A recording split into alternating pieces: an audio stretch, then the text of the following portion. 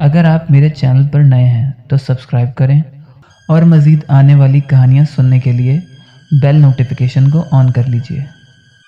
अस्सलामुअलैकुम दोस्तों, आइए कहानी सुनाऊं। ये वाक़या कई बरस पुराना है, जिसे हम आज भी याद करते हैं तो खौफ से हमारे रोंगटे खड़े हो जाते हैं। मेरा नाम कामरान है और ये वाक़या बिल्कुल सच्चा है, जो हमारे साथ आज से 20 साल कबल पेश आया। मैं नया सक्कर शिफ्ट हुआ था अपनी फैमिली के साथ। हम कुल मिला के 5 अफराद हैं। शुरू में कुछ दिन तो मैं अपने ताया के घर ठहरा और साथ साथ अपने लिए किराए का एक घर तलाश करता रहा। बिलाखिर मुझे एक घर मिल ही गया, साफ़ सुथरा और कुशादा, और किराया भी कम। इससे ज़्यादा मुझे और क्या चाहिए था। हम लोग फ़ौरन ही वहाँ शिफ्ट हो गए। हमको आए हुए यहाँ पर अभी 5 दिन ही गुज़रे होंगे कि घर में छोटे मोटे वाक़यात रोनमा होना शुरू हो गए, जिन पर हमने कोई ध्यान ना दिया। जैसे कि घर की रखी हुई चीज़ें गायब हो जाना, दरवाज़े अपने आप खुल जाना, लाइट खुद ब खुद ऑन ऑफ होना वग़ैरह वग़ैरह शामिल हैं। लेकिन फिर आहिस्ता आहिस्ता इन वाक़यात में तेज़ी आती गई।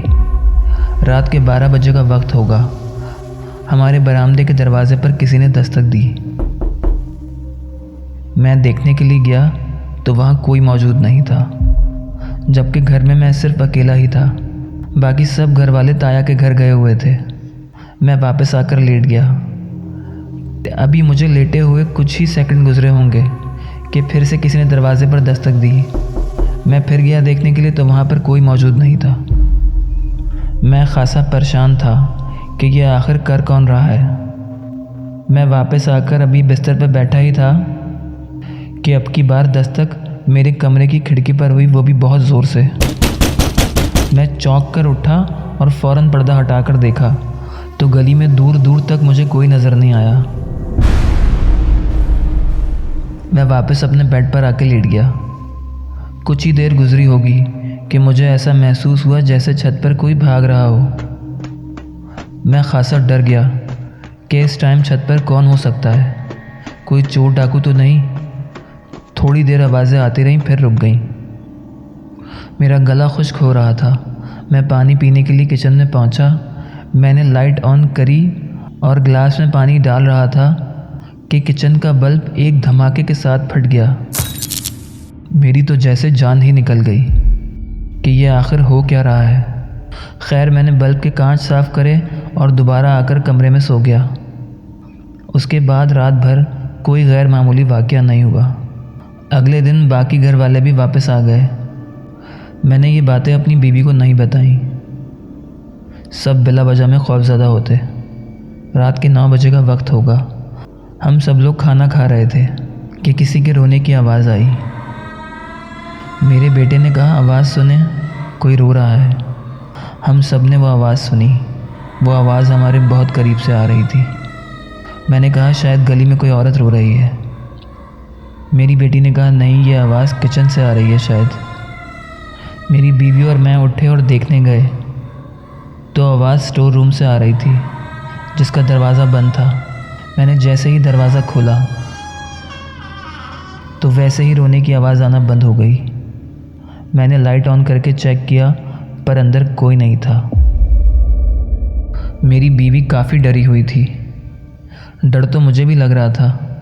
मैंने सबसे यही कहा कि आवाज़ शायद बाहर से आ रही होगी, घर में तो कोई नहीं है। अभी हम लोग यही बातें कर रहे थे कि स्टोर का दरवाज़ा किसी ने इतनी ज़ोर से बजाया कि हम सभी उछल पड़े। मैं और मेरा बेटा स्टोर की तरफ गए तो दरवाज़ा खुला हुआ था और स्टोर के अंदर से इतनी गंदी बदबू आ रही थी जैसे कोई चीज़ मरी पड़ी हुई हो अंदर।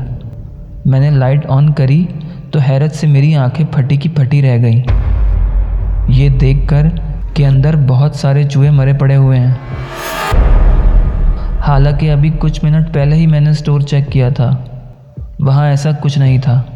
खैर, हमने स्टोर की सफाई करी और उन मरे हुए चूहों को बाहर गली में फेंक दिया। मेरी बेटी और बेगम बहुत ही ज़्यादा डरे हुए थे। छोटी बेटी को तो कुछ पता ही नहीं था कि हो क्या रहा है घर में। हमारे घर में 2 कमरे थे, एक में मैं और मेरी बेगम छोटी बेटी के साथ और दूसरे कमरे में बड़ा बेटा और बड़ी बेटी सोते थे। रात के 2 बजे का वक्त होगा, मेरी आँख खुली शोर से।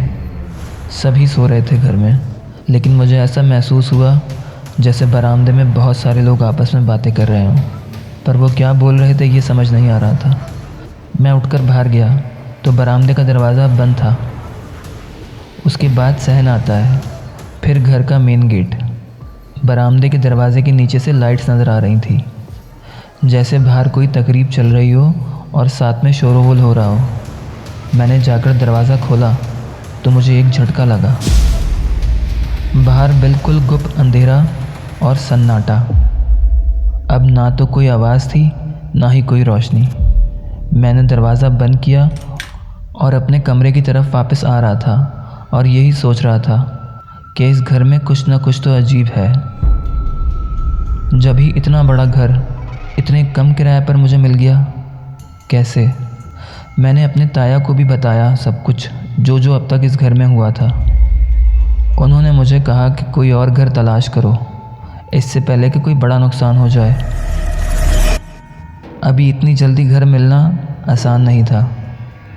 फिर भी मैंने कोशिशें शुरू कर दी, क्योंकि अब इस घर में वाक़यात का सिलसिला और तेज़ हो गया था। मेरे बच्चे और बीवी हर वक्त ही सहमे रहते थे। कभी रोने की आवाज़ें किसी के, कभी किसी के हंसने की आवाज़ें, कभी कुछ टूट जाना, दरवाजे बजना और बहुत कुछ। एक बार मेरे घर मेहमान आए हुए थे, उनके साथ एक छोटा बच्चा भी था। वो खेलता खेलता ड्राइंग रूम में चला गया। फिर उसके ज़ारों कतार रोने की आवाज़ें आईं। हम सब भागकर वहाँ पहुँचे तो बच्चा अलमारी के ऊपर बैठा हुआ था। इतनी ऊंची अलमारी पर वो खुद तो चढ़ नहीं सकता था। मैंने उसको नीचे उतारा तो वो बहुत रो रहा था और बेइंतहा डरा हुआ था। हम उसको बाहर बरामदे में लेकर आ गए। उसके बाद पूरे घर में ऐसी बदबू फैली कि घर में रुकना मुश्किल हो गया था हम सबका। सभी घर से बाहर आ गए। बू किस चीज़ की थी ये समझ नहीं आ रहा था, और वो आ कहाँ से रही थी ये भी पता नहीं चल रहा था। मेरी बेगम ने कहा, अब मैं यहाँ नहीं रहूँगी अपने बच्चों को लेकर, आप कहीं और इंतज़ाम करें। फिर बिल आखिर मुझे एक और घर मिल ही गया। हमारी शिफ्टिंग से 1 रोज़ पहले जो हुआ वो बहुत भयानक था। रात का 1 बजे का वक्त होगा। सहन से किसी के रोने की आवाज़ें आ रही थी और चलने की। मेरी बीवी और मैं जाग रहे थे और पैकिंग कर रहे थे। हम दोनों सहन में पहुँचे तो हमने देखा कोई सफ़ेद कपड़ों में चहलकदमी कर रहा है और साथ साथ रो भी रहा है। कोई औरत थी शायद। मैंने लाइट ऑन करी तो वो जो चीज़ भी थी हमारी नज़रों के सामने से गायब हो गई।